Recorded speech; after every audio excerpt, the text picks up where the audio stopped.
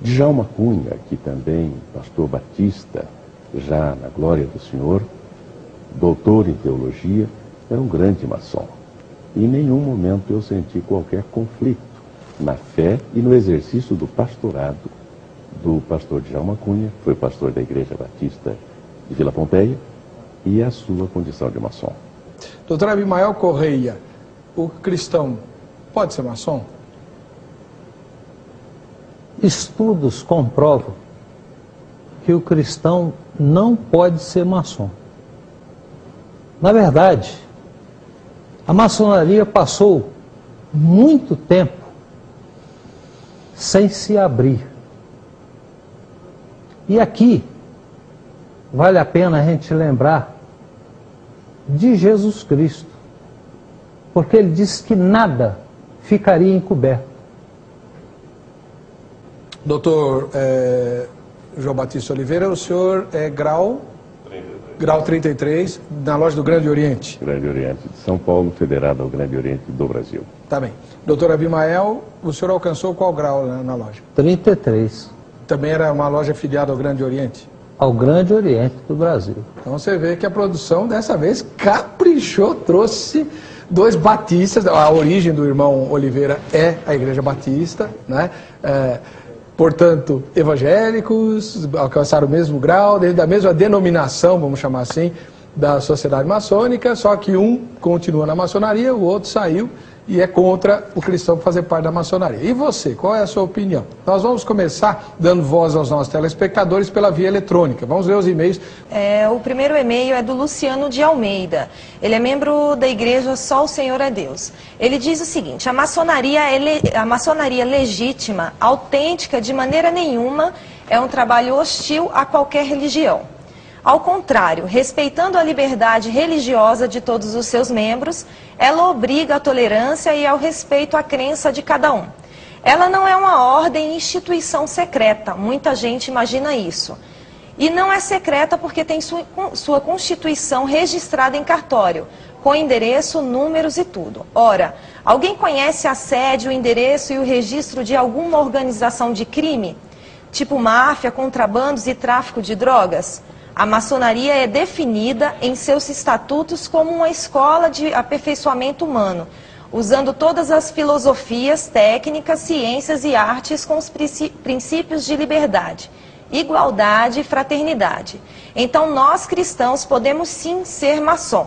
Frederico Braga escreve: é muito difícil convencer a um maçom que ele não é cristão, ou seja, ou ele segue o ritual e dogmas da maçonaria ou do cristianismo.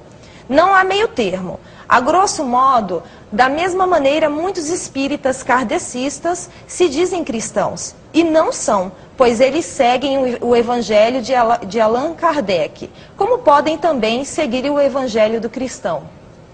Como é que o senhor responde a isso? Basicamente, a maçonaria se divide em visível e invisível.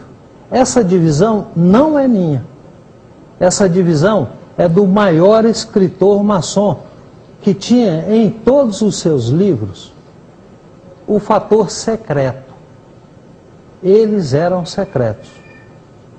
Acontece que Manley, ao dividir a maçonaria em visível, ele permitiu que a maçonaria fosse vista pela comunidade ou pela sociedade como excelente. E realmente o é, porque ela promove eventos, ela vai em socorro ao menos favorecido pela sorte, ela tem a camaradagem e a amizade entre os membros, enfim, ela presta socorro nas horas de necessidade e ela se mostra para a sociedade como excelente. E isso até atrai, e atrai até o evangélico. O problema não é esse. Nós podemos até esquecer desse problema. O maior problema é que a maçonaria tem seu lado invisível. E o lado invisível que é o maior problema, porque está atrelada à maçonaria a várias sociedades secretas, a Igreja Católica, com objetivos muito bem claros e definidos. Esse que é o problema. O lado visível atrai, mas o lado invisível afasta e ordena o cristão. Um desses com objetivos? certeza. O primeiro livro é do Papa da Maçonaria, com um agravante. A Igreja Católica troca de Papa de vez em quando. A maçonaria só tem um, Alberto Pike. Esse livro chamado Moral e Dogmas, que é a Bíblia da maçonaria, esse livro tem instruções que são atreladas ao feiticismo, são atreladas ao ocultismo e, consequentemente, não poderiam permitir que um cristão, servo de Jesus Cristo, estivesse em pé de igualdade. Foi a razão pela qual eu deixei a maçonaria, por convicção.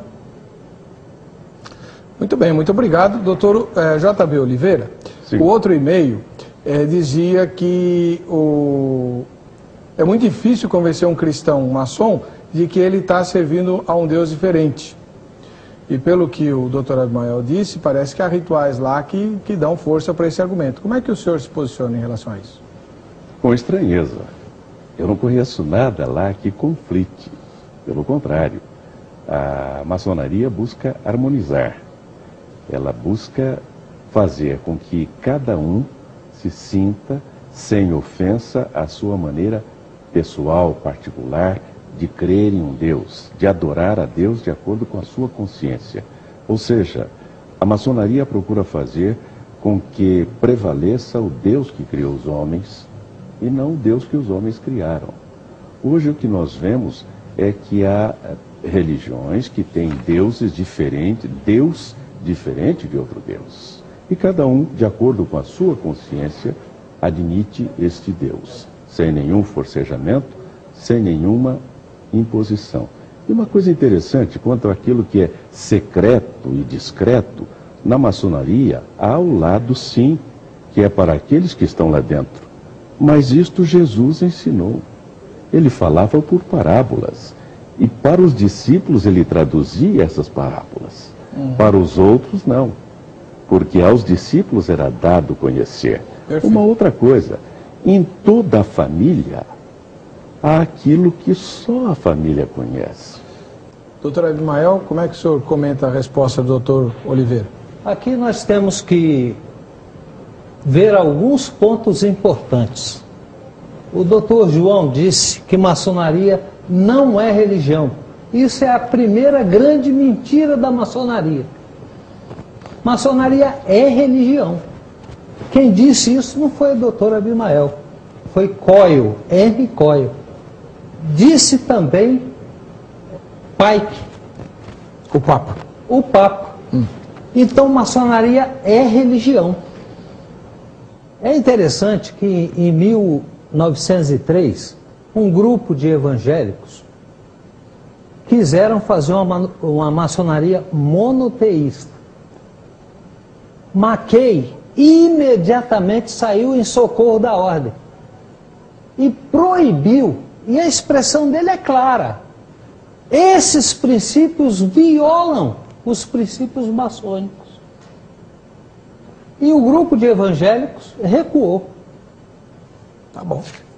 Esses evangélicos aí que o senhor fala são os presbiterianos? Também. E batistas também.